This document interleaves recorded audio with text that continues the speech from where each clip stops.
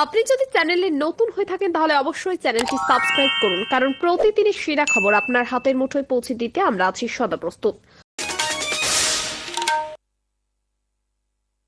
আকাশবাণী কলকাতা। খবর পড়ছি প্রবীর ভট্টাচার্য। প্রধানমন্ত্রী নরেন্দ্র মোদী তাঁর 3 দেশ সফরের শেষ পর্যায়ে দুদিনের সফরে ওমান পৌঁছেছেন। আজ দুদেশের মধ্যে ব্যাপক ঐতিহাসিক অংশীদারিত্ব গড়ে তুলতে ভারত ও ওমানের বাণিজ্য চুক্তি স্বাক্ষর হওয়ার কথা। লোকসভায় আজ বিকশিত ভারত জি বিল 2025 নিয়ে আলোচনার জবাবে ভাষণ দেবেন কেন্দ্রীয় গ্রামোন্নয়ন এবং কৃষি ও কৃষক কল্যাণ মন্ত্রী শিবরাজ সিং চৌহান।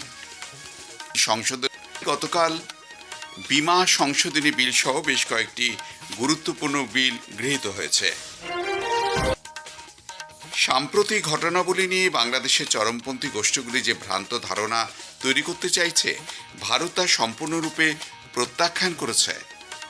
ভারতের ব্যাডমিন্টন তারকা সাত্বিক সাইরাজ ও চিরাগ শেট্টির জুটি আজ চীনে বিডব্লিউএফ ওয়ার্ল্ড ট্যুর ফাইনাল প্রতিযোগিতায় পুরুষদের ডাবলসে ইন্দোনেশিয়ার জুটির মুখোমুখি হবেন। আসছি বিস্তারিত খবরে। প্রধানমন্ত্রী নরেন্দ্র মোদী তার 3 দেশ সফরের শেষ পর্যায়ে দুদিনের সফরে গতকাল সন্ধ্যায় ওমানের রাজধানী মাস্কাটে এসে পৌঁছেছেন।